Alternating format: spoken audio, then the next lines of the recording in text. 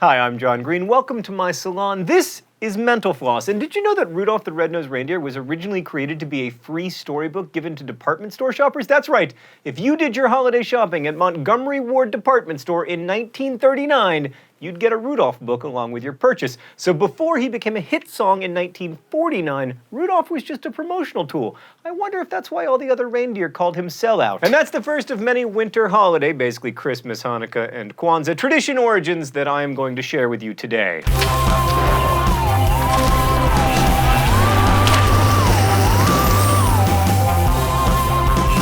So the Christmas tree, of course, didn't start out as a religious tradition. An ancient annual celebration of the winter solstice often involved people bringing evergreen trees into their home because they represented all the plant life that would return in the spring. The connection between evergreens and Christmas didn't really get started until the 16th century in Germany. And it took a long time for Americans to accept the tradition, but most Christmas celebrations involved trees by the 1890s. Most believe that decorating the tree with ornaments comes from ancient Christmas plays in which a tree would represent the tree of life. Apples were hung on the tree, which eventually were replaced by other edibles, and finally, the ornaments that we know today. Of course, any student of the Bible will know that apples have been wrongly maligned and that the fruit in the tree of life is never named. Then there's the famous tree at Rockefeller Center in New York City. It has been a tradition since 1931, when a group of construction workers put a tree on their construction site. Today, of course, the lighting of the Rockefeller Center Christmas tree is known to New Yorkers as one of those annoying days when there are lots of tourists. Who was the first person to put lights on a Christmas tree? Possibly Martin Luther. Although at the time it was actually candles. Speaking of candles, Jewish people believe that God gave Moses instructions for the original menorah. Hanukkah is a celebration of the menorah at the Jewish Temple of Jerusalem, which they believe burned for 8 nights rather than the 1 night the oil should have provided. I know that as miracles go, that's a relatively small one, but it was easier to be astonished back then. They hadn't seen Transformers 3.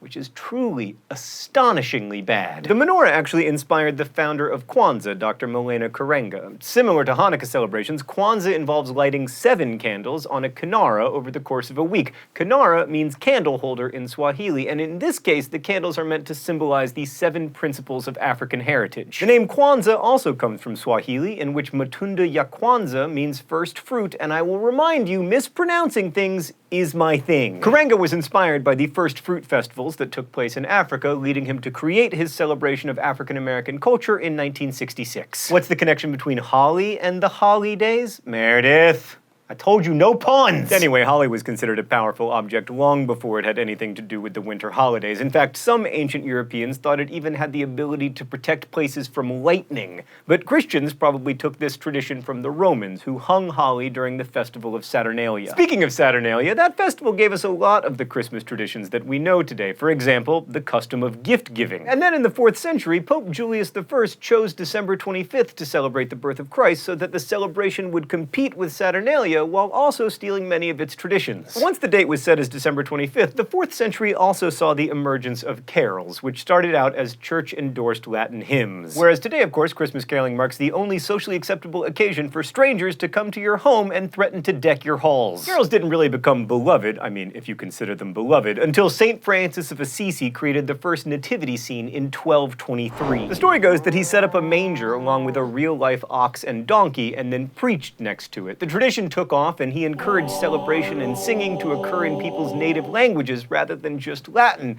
which did boost the popularity of carols. Wait, did someone say donkey? Here's one wearing a tutu that was created by Meredith's mother. There was a blessed moment early in the history of the United States when carols died down because Puritans did not believe in them, but then they made a comeback in the 1800s, and it looks like they're here to stay. And when I say here to stay, I mean that there are radio channels devoted entirely to them that begin after Halloween and end in mid-January. So since you're probably already sick of carols, I know I am, I'm just gonna talk about 2. Jingle Bells was written in the 1850s by James Lord Pierpont and was originally a Thanksgiving song, but it quickly became a Christmas song and is actually the first song that was ever broadcasted from space. In 1965, the crew of the Gemini 6 played Jingle Bells on smuggled instruments. It's worth a listen, so click the rocket ship on the wall behind me to hear the song. Irving Berlin, the songwriter who gave us God Bless America, also wrote White Christmas, and when he wrote it in 1942, he considered the song a, quote, throwaway, but according to the Guinness Book of World Records, Bing Crosby's version of White Christmas is the best-selling song of all time. Wait, Meredith, has that stat been updated since the release of Baby? Candy canes have been around since the 1670s. Apparently, a German choir director passed sugar sticks out to children in the congregation to minimize noise during Mass. To connect them to religion, the sticks were curved over at the top to represent shepherd's crooks. One very common misconception about Christmas is that the modern incarnation of Santa Claus comes from a 1930s Coca-Cola Company ad campaign. Many people think that Santa is typically depicted wearing red and white because those are the Coke colors, but it's not true. In fact, Santa wearing red became the standard more and more throughout the early 1900s, which then continued as the century went on. All right, I have to ask Tumblr users to take a deep breath before I start this one. Mistletoe is an important object due to the Norse myth of Balder, who was a brother of Thor. There was a prophecy that he would be killed, so his mother made all the objects in the world vow to leave him alone, but she didn't ask mistletoe. And then Loki shot Balder with a spear made of mistletoe, so now we kiss under it to honor Balder. I'm sorry, is Balder played by Tom Hiddleston? I don't think so. Let's do something to honor Loki. All right, Mark, by the time we finish this, it's gonna be New Year's. We gotta speed up. Okay, wreaths date back to the ancient Greeks, Romans, and Etruscans, but the Lutherans started to associate them with the holiday during the 16th century in Germany, just like the Christmas tree. Latkes and other fried foods on Hanukkah represent the oil that was said to leave the original menorah candles burning for 8 days, and also because fried foods are delicious. Potato latkes, by the way, became a thing associated with Hanukkah in the mid-1800s. The Yule log in a loop on TV started in 1966 when New York broadcaster WPIX had nothing scheduled for an hour and a half on TV in the winter. Boxing Day, the day after Christmas, came from the early Anglican churches giving their congregations Advent donations to the poor on that day, or from the holiday on the same day in which the upper class gave presents to their servants. In 1871, it became a national holiday in England. The abbreviation Xmas isn't new at all, and it should not offend those who think it removes the Christ from Christmas.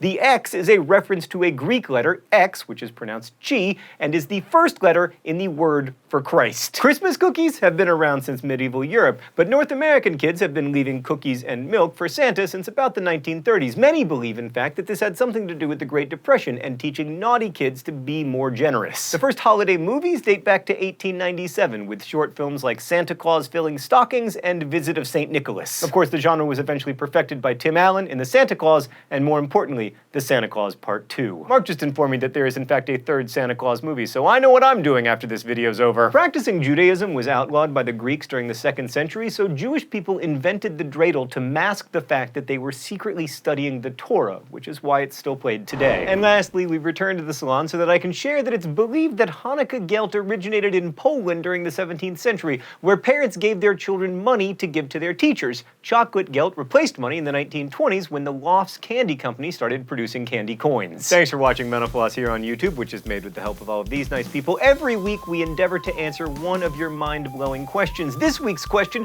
comes from Richard in Norman, who asks, do batteries lose weight as they are discharged? Well, Norman, or perhaps I should address the Richard inside of you. Regardless, the answer is no. The charge of the battery itself has no weight, so nothing is lost or gained as a battery is discharged. Thanks again for watching, and don't forget to be awesome.